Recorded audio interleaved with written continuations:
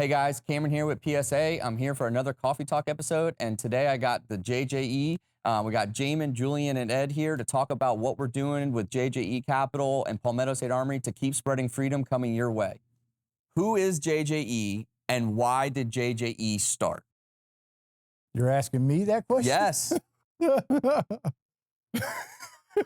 Well, they can piggyback off you, but what I want to do is I want people to understand that JJE is the three guys sitting here. I want them to know that it's not some shareholders in another state pointing and puppet masters somewhere else.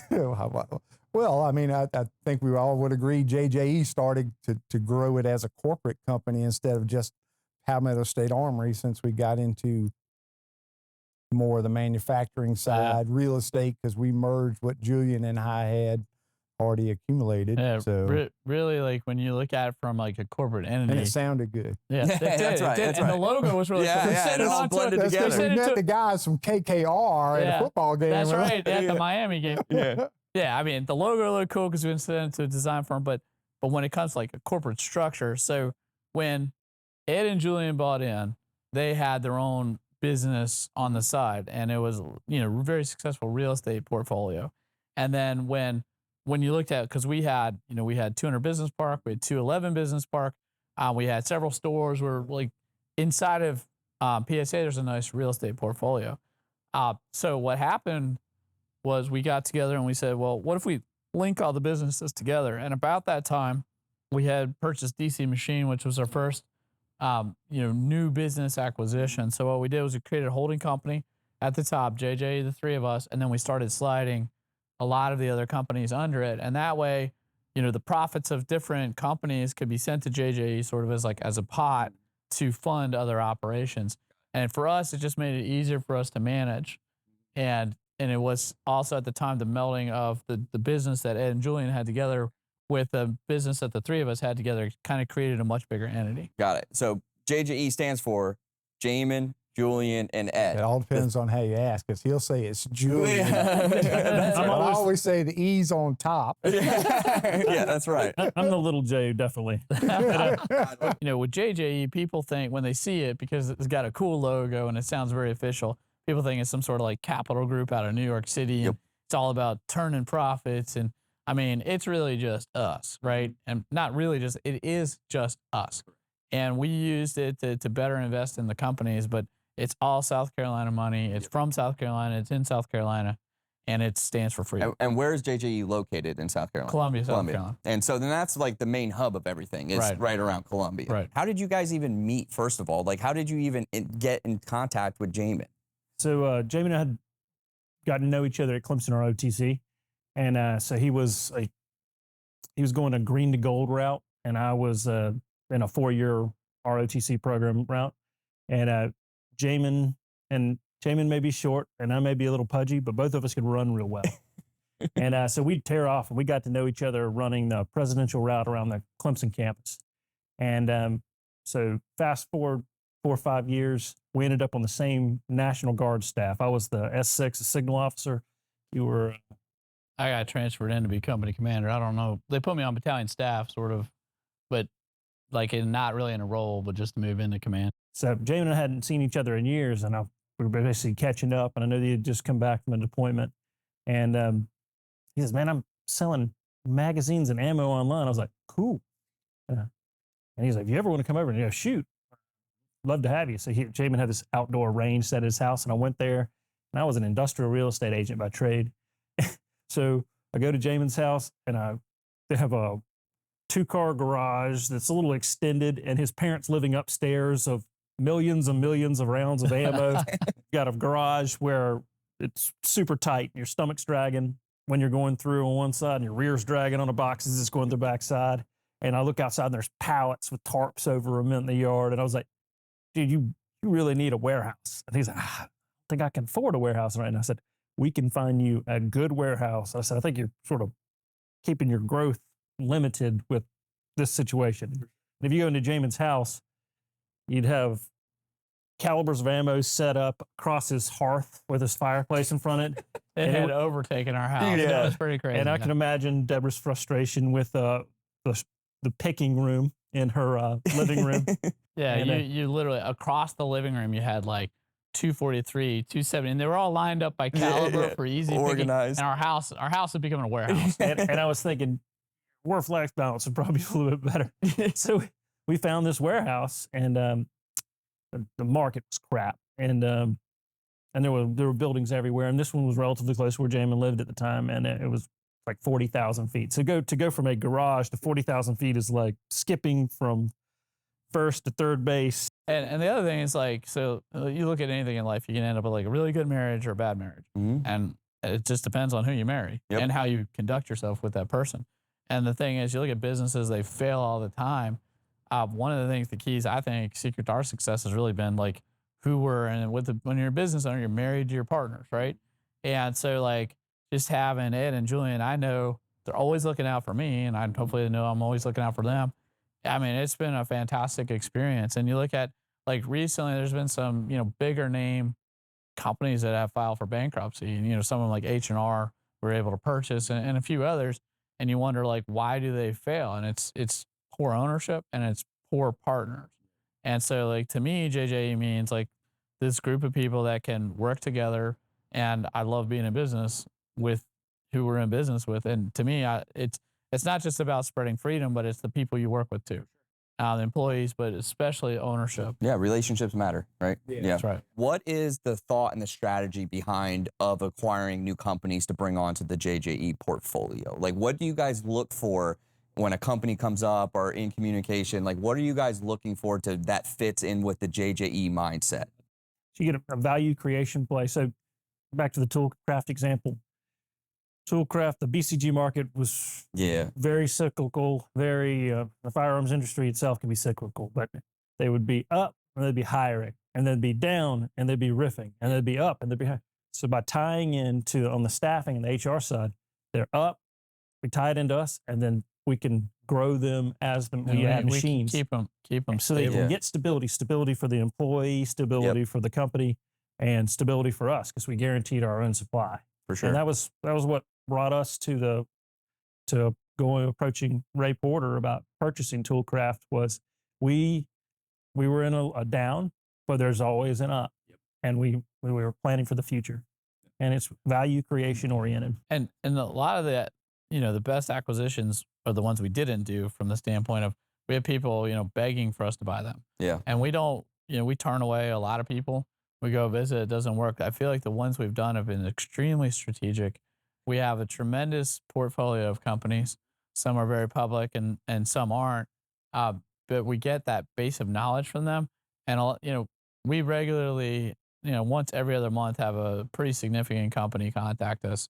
Would you buy us? But there's certain requirements we have, things we're looking for, and those are the ones we purchase. Yeah, very strategic. Why is it so important for us to have a big retail presence to give that customer experience of feeling what a PSA product is, and what is so important about what we're trying to achieve on the retail front? Several different reasons. One, when you have an ammo plant, your ammo plant is like an oil refinery, and your retail stores are like gas stations to move your product. For having a lot of our retail locations are actually co-located relatively closely to our manufacturing facilities. So it gets you brand name, loyalty. It also gets you employees who believe in what you do. So if you look at where our retail stores are, an overwhelming majority of them have manufacturing plants within 20 minutes. So we can use it as a recruiting tool to get good people, and the people are the core of our business.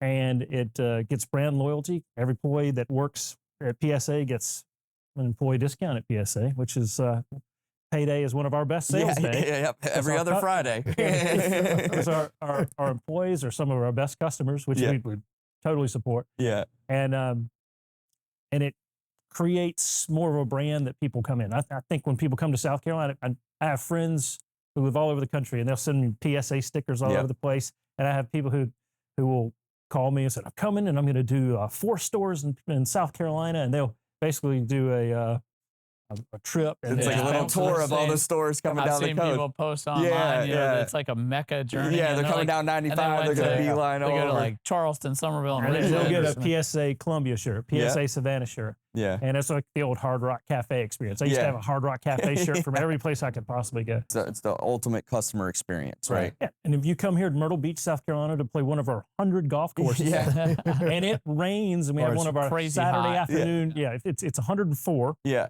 or you have a lightning storm, you can go Yeah. to the shooting range and experience the weapons of Yeah. World War II. Yeah. Yeah, I mean, it now gives we you a have totally different experience. all kinds of machine guns Yeah. from MP7s, MP5s, whatever you want.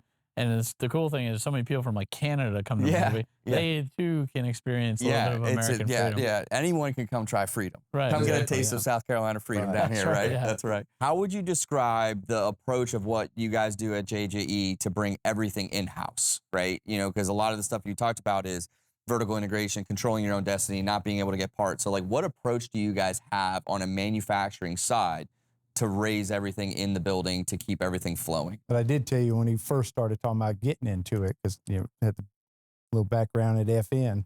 When you own it, when the parts are bad, also you Yeah, own you own them. them all. also, you Yeah, know, so yeah. It's easy to I send a can't BCG believe back. these to, guys after 10 years still making bad parts, but it happens. Yeah, Right. You know, you can't go back to that supplier and said you sent me bad parts. for sure. Because So you you are the have supplier. there's the good and the bad of Yeah. doing it internally, especially at our rate of growth. For sure. You know, so it did. We've had some growing pains on that side of trying to get it all figured out.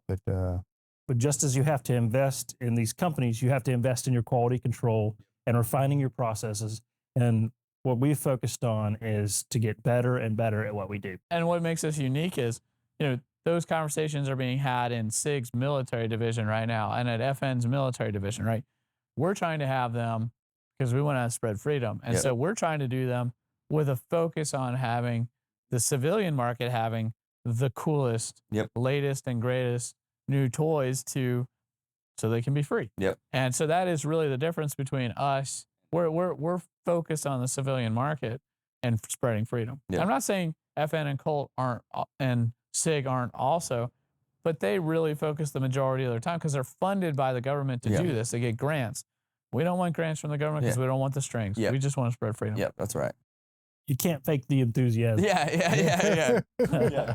What was the thought behind, right? We're talking about a lot of the vertical integration, the controlling your own destiny, and part of that was starting our anodizing line in-house. And Ed, I know you had a big part of that. Ned had 10 years of chroming experience. Yeah, surface finish Yeah. background, and Yeah, so so I mean, you- once I kind of seen it running, I You started kind of understood. realizing Yeah. this thing Yeah. was Mickey Mouse built. It was catching on fire.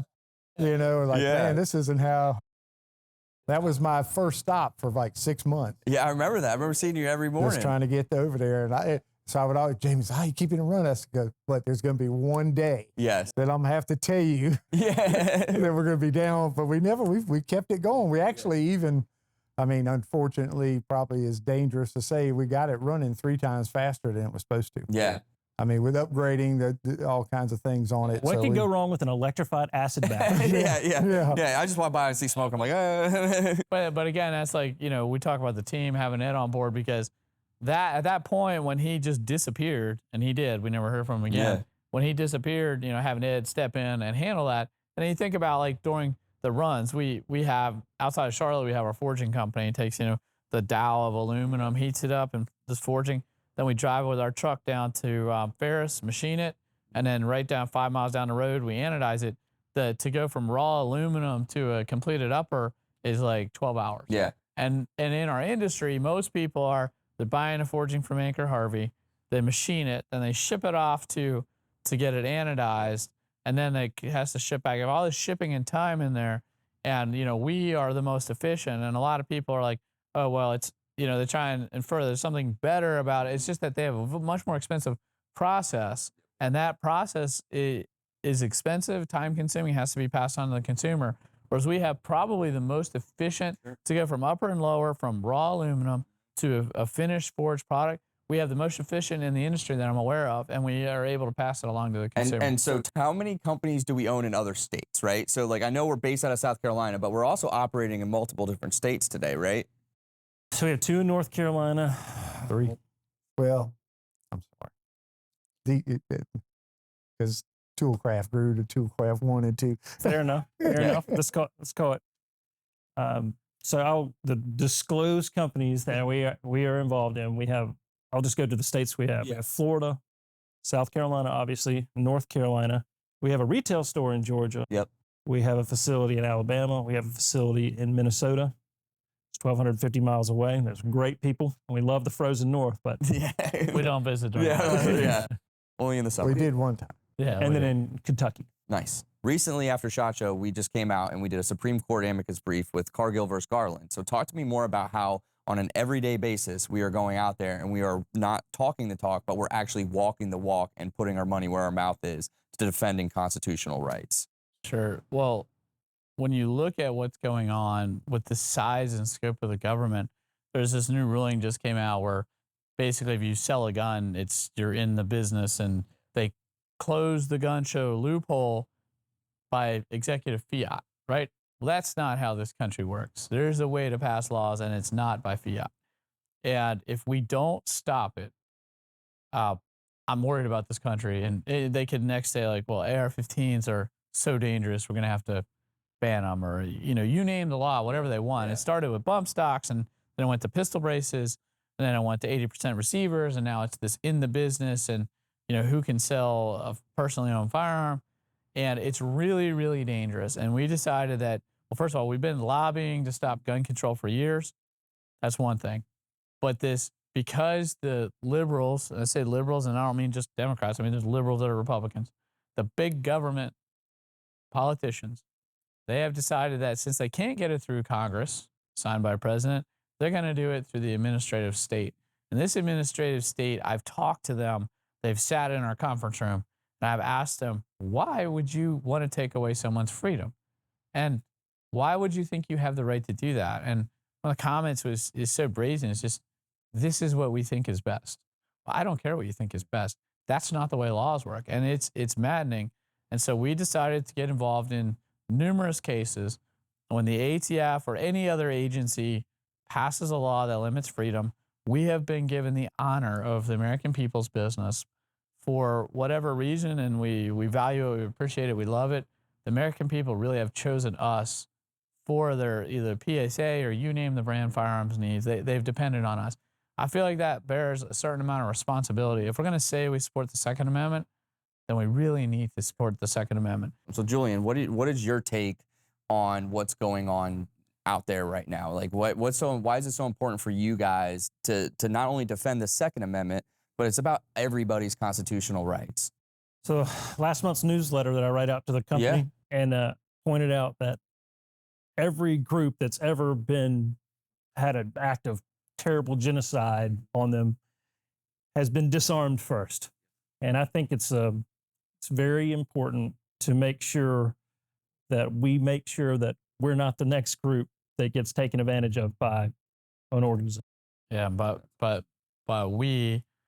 I know what I think when I think we, and that's the American people. Yeah. Because we are the last bastion of freedom in this world, in my opinion. And I feel like if America falls and we turn into Europe or China or whatever, you think about people in China and Europe, I mean, they're in like this little box, right? You can't be exceptional over there. You're just a number. In America, you can be great. You can quit a job at a CPA firm and create like a billion-dollar company, right? That's awesome. We want the opportunity for everyone. But when they start limiting our freedom, I feel like they want you under their thumb, right? And they want to, and you're just data. You're just a social media user that they can affect what you can see on social media to affect what you think. And there's this weird thing where the global corporations have teamed up with the governments, and they want you to buy into a narrative. And if you don't fit into that narrative, then you're a bad person, you're an enemy, you call it insurrectionist, whatever you want to call it, right? But we want freedom of thought for everyone. We want everyone to be free. And I feel like we're at an impasse in this country where if we don't do something, and we do it through the court systems, it's going to get ugly. And we're not the only ones, but a lot of Americans are really waking up. And Julian brought up a really good point. He put in the newsletter. When you look at probably some of the worst ones are obviously slavery, 1619, and you had the Jewish Holocaust. If think about it, if you could have gone back in time and given those slaves or the Africans that were turning slaves a way for them to defend themselves, right? you could have stopped a genocide. Or if you go back to the 1930s and stopped, Hitler from being able to take away the guns from the Jewish people, you could stop the genocide. And what we want to do is we want to make sure now, because you can't go back in time. You can only live in the era that you're born in, right? And we just want to make sure everyone can remain free. And that is spreading as much freedom as possible. But that means fighting the fight on the legal side. I feel like it's something that, we've been honored with the business from the American people. They've given us their dollars and we have to fight for them. So Jamin, Julian, and Ed, thank you guys for coming on. It was good talking to you guys. I'm glad people get to see who's behind JJE, who's behind PSA, what we're doing here, spreading freedom on a daily basis. So again, I appreciate you guys coming on. To check out more about PSA and JJE, head on over to our social media channels. And if you want to see more, like, comment, subscribe below. Let us know what you want to see next.